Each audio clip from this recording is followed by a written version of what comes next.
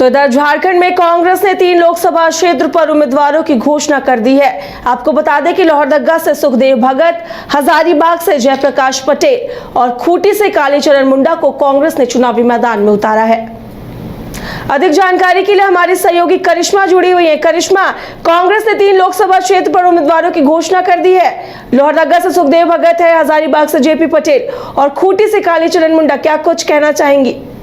जी देखिए काजल, कल देर शाम कह सकते हैं कि कांग्रेस ने 3 लोकसभा क्षेत्र में उम्मीदवारों के नाम की घोषणा कर दी है और ऐसे में अब सवाल ये उठता है कि और 4 लोकसभा क्षेत्र में कांग्रेस कब उम्मीदवार की नाम की घोषणा करेगी, क्योंकि झारखंड में 14 लोकसभा सीट है और ऐसे में कांग्रेस 7 लोकसभा सीट में चुनाव लड़ने का फैसला जो है वो कांग्रेस ने किया है। और ऐसे में देखिए लोहरदगा से सुखदेव भगत को कांग्रेस ने आगे किया है, खूंटी से कालीचरण मुंडा को कांग्रेस ने आगे किया, उसके साथ अगर हजारीबाग की बात करेंगे तो जेपी भाई पटेल को कांग्रेस ने आगे किया है। और आपको बता दें कि जेपी भाई पटेल इससे पहले बीजेपी में थे, मांडू से वो विधायक थे और अब जिस तरीके से उन्होंने कांग्रेस का दामन थामा था हाल ही में और उन्हें अब हजारीबाग से टिकट मिल चुका है, तो कह सकते हैं कि 3 लोकसभा क्षेत्र में कांग्रेस ने उम्मीदवारों के नाम की घोषणा तो जरूर कर दी है, लेकिन अब और 4 जो है जहां पर कांग्रेस चुनाव लड़ने वाली, वहां पर फिलहाल कांग्रेस ने अब तक उम्मीदवारों के नाम की घोषणा नहीं की है। अगर इंडिया गठबंधन की बात करेंगे तो लगातार दावे किए जा रहे हैं कि 1 से 2 दिनों के अंदर इंडिया गठबंधन और जितने भी सीट है उसमें उम्मीदवारों के नाम की घोषणा कर देगी।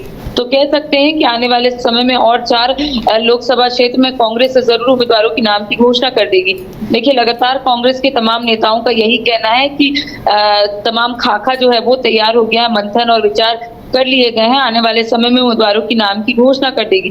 देखिए लगातार कांग्रेस की ओर से दिल्ली में बैठक रखी जा रही है और कह सकते हैं कि बैठक में विचार विमर्श किया जा रहा है, क्योंकि कल आपने देखा होगा कि भारतीय जनता पार्टी के 2 पूर्व सांसद जो है दिल्ली पहुंचे थे, कांग्रेस कार्यालय में घंटों घंटों बैठे हुए थे और मुलाकात जो है वो झारखंड प्रभारी जी मीर से किए थे।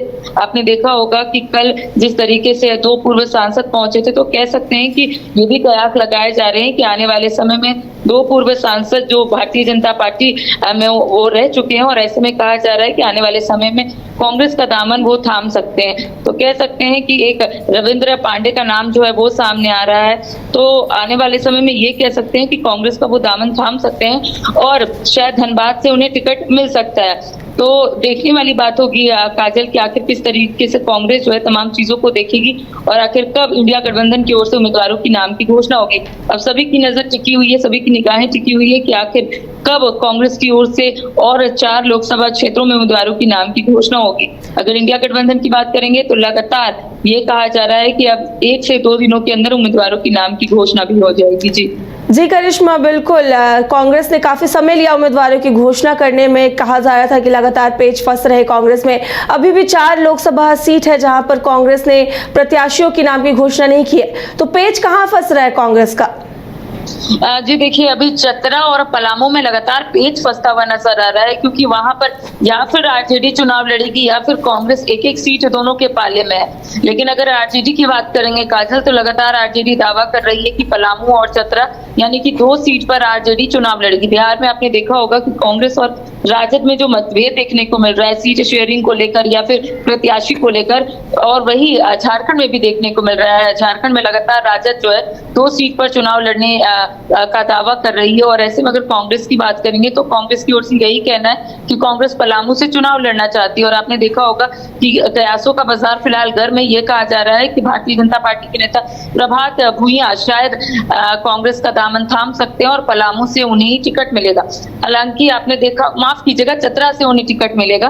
माफ कीजिएगा, अगर हम लोग पलामू की बात करेंगे तो लगातार ममता भुइयां जो है वो जनसभा को संबोधित कर रही है, जन जन तक अपनी बात को पहुंचा रही है। वहीं अगर दूसरी चतरा की बात करेंगे तो लगातार सत्यानंद भोक्ता जो है वो कहीं ना कहीं जनता से मुलाकात कर रहे हैं। हालांकि सूत्रों के हवाले से यही जानकारी मिल रही है काजल की इस बार सत्यानंद भोक्ता चुनाव नहीं लड़ सकते हैं। हालांकि आधिकारिक पुष्टि फिलहाल नहीं हुई है। अगर बात करेंगे और अन्य लोकसभा क्षेत्रों की, गोड्डा की बात करेंगे तो दीपिका पांडे सिंह का भी नाम सामने आ रहा है और पड़ैयाहाट विधायक प्रदीप यादव का भी नाम सामने आ रहा है। इसके साथ ही पूर्व सांसद फुरकान अंसारी का भी नाम सामने आ रहा है। तो कह सकते हैं कि गोड्डा में भी तमाम चीजों को लेकर कांग्रेस जो है वो विचार विमर्श कर रही है। पेच जो है वो कहीं ना कहीं फंसता हुआ नजर आ रहा है, क्योंकि एक और जहां पर आपने देखा होगा कि जामताड़ा विधायक इरफान अंसारी यही बोलते हुए नजर आ रहे हैं कि एक अल्पसंख्यक चेहरे आगे होने चाहिए गोड्डा लोकसभा सीट में। तो कह सकते हैं कि फुरकान अंसारी का भी नाम सामने आ रहा है, और ऐसे में कह सकते हैं कि आखिर कांग्रेस किसी उम्मीदवार की नाम की घोषणा करेगी, आखिर किसे चुनावी मैदान में उतारेगी, ये देखने वाली बात होगी। तो कह सकते हैं पलामू और चतरा में कहीं ना कहीं पेच जो है वो फंसता हुआ नजर आ रहा है, और देखने वाली बात होगी कि आखिर पलामू या फिर कह सकते हैं कि कांग्रेस किसे उतारेगी पलामू में। जी करिश्मा, बिल्कुल ये देखने वाली बात होगी कि बाकी 4 लोकसभा सीटों पर कांग्रेस कौन से प्रत्याशियों को उतारती है। फिलहाल इस जानकारी के लिए आपका शुक्रिया करिश्मा।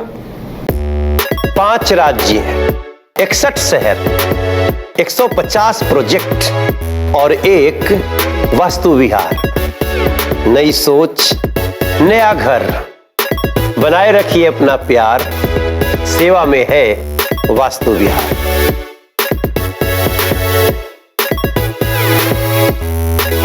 धनबाद और गिरडी का सबसे बड़ा डायग्नोस्टिक सेंटर आविष्कार डायग्नोस्टिक। यहाँ MRI 3 Tesla, fibroscan liver, CT scan 512 slice, cardiac जैसी सारी जांच की सुविधा, पैथोलॉजी और एम्बुलेंस की भी सुविधा। बरगंडा गिरडी, बैंक मोड़ और सराय ठेला धनबाद।